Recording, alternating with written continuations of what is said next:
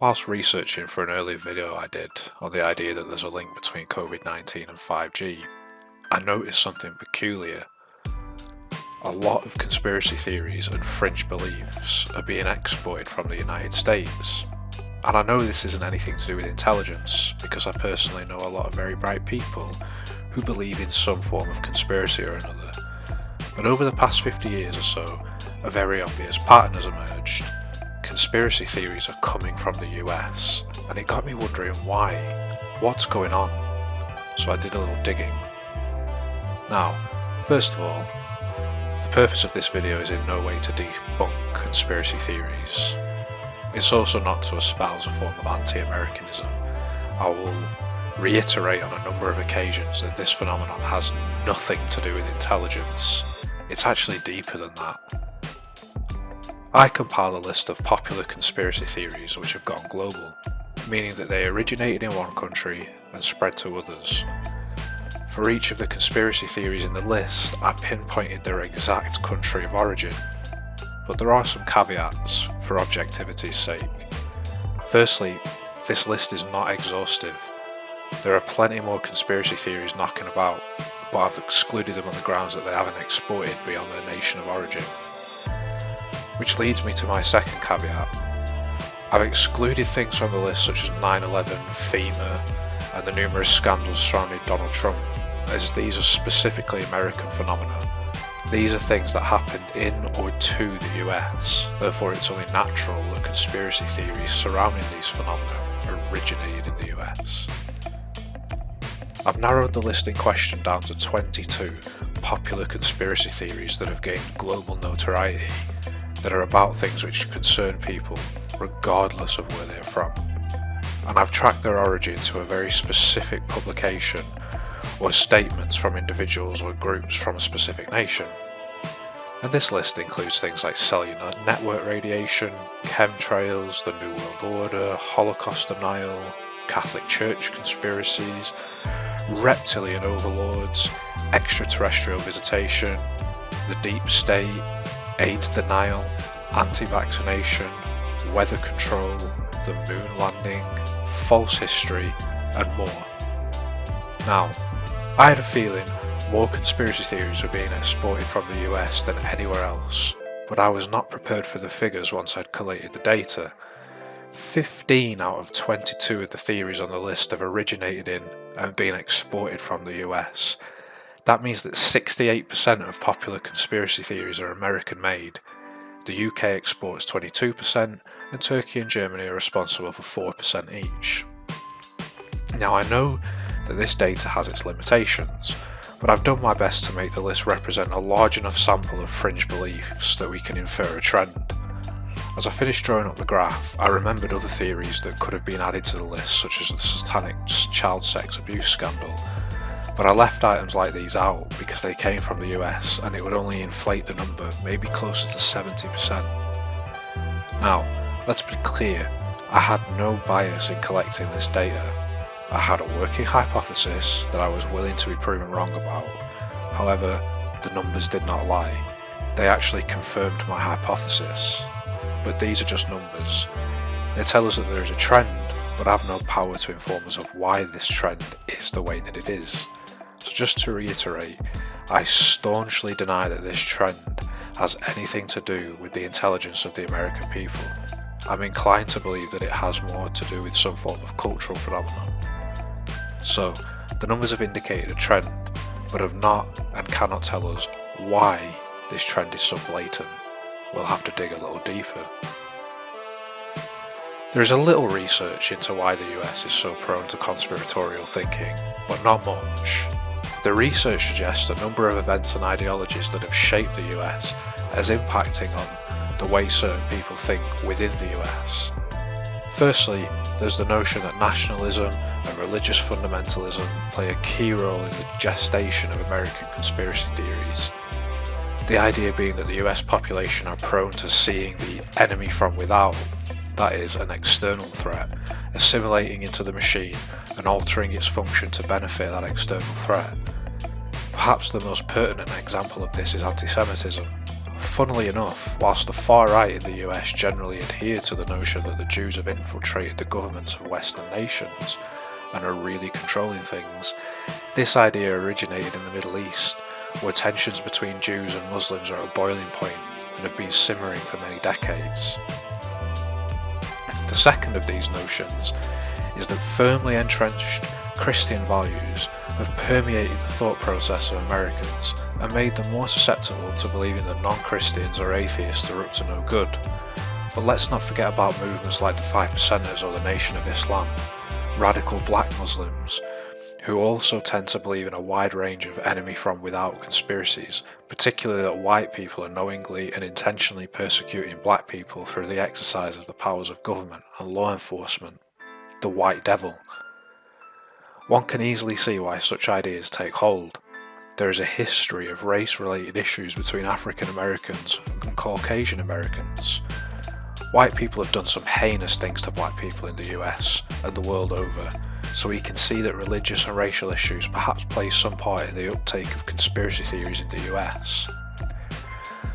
But I do not think that this is the end of the story, because the enemy from without conspiracy theory is not the only brand of fringe thinking that is being exported by the US.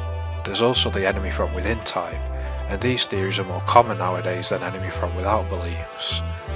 Enemy from within theories hold that it is governments themselves that are exerting enormous amounts of clandestine control over individuals, and they are not doing it because they want to wipe out white or black people or a certain religious ideology. They are doing it purely for power and money. Now, the enemy from without theories tend to have a large following amongst the far right and nationalist communities. Enemy from within theories seem to gain acceptance regardless of political persuasion. You've got those on the right arguing that there's a secret communist plot to turn the US into a left-wing dictatorship, where people don't have guns, pay huge taxes, and all property is owned by the government. Then you have those on the left who argue that it's actually private capitalists who run the government through powerful lobbying movements and clandestine funding to keep laws favouring the fat cats and their corporations. What both of these types of conspiracy have in common is that they both harbour the belief that the tendrils of government are affecting us all in the darkest of ways, from slowly poisoning the masses through radiation from cell towers, to covering up the fact that aliens have been giving us technology, or even that those white plumes you see coming out of aeroplanes are trails containing chemicals to control the weather, or even us people.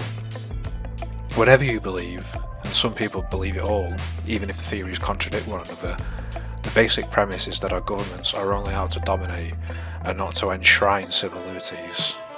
Suspicion of government activity is the hallmark of a lot of conspiracy theories that are being exported by the US.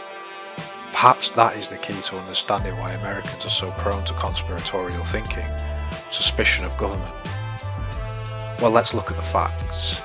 There have actually been a lot of cover-ups carried out by the US government and its apparatus over the years. The Cold War and McCarthyism, Watergate, Tuskegee, MKUltra, Iran-Contra, and many more. The US people have been through a lot at the hands of their government. Is it any wonder then that people will be inherently suspicious of government activity en masse? But the suspicion dates back even further, to pre-revolution America. The Republicans in the 18th century saw big government as an overreaching government, and this led to a real fear that British taxation was a slippery slope towards dominion. But the worries didn't stop with independence. In the last decade of the 18th century, the foundations for the slanging match between Republicans and Democrats were laid. For the Federalist Republicans were convinced that the Jeffersonians were in league with the Bavarian Illuminati and wanted to overthrow Christianity. On the other hand, the Jeffersonians had concerns that the Republicans wanted to instate an American monarchy and erode democracy. The conspiracy theories were already taking shape, and some of the traits of the US brand of conspiracy in the 18th century remain in the fringe beliefs that exist today. So, rather than being anything at all to do with IQ, I conjecture, and this is all I can really do on this topic without years more research, that the conspiratorial thinking prevalent in the US is born from a deeply entrenched sense of suspicion and fear of government overreach. After all, what would have been the point in the War of Independence if people's liberties were being stripped away by big government? Added to this already burgeoning sense of suspicion, you have the well-documented, factual conspiracies perpetrated by the US government over the years. This is a perfect storm for the formation of paranoia towards government activity. This perhaps sheds some light on why the US is a hotbed for the formation of fringe beliefs. But why are they exporting? I wholeheartedly believe a similar sentiment of suspicion and rejection of authority is rapidly on the increase here in the UK, and evidently in other parts of Europe too. The Greek economy was ravaged by the EU, and there is a sense in the UK that we have been taken for granted by the EU. This is not the place to get into a debate around the issues surrounding Brexit.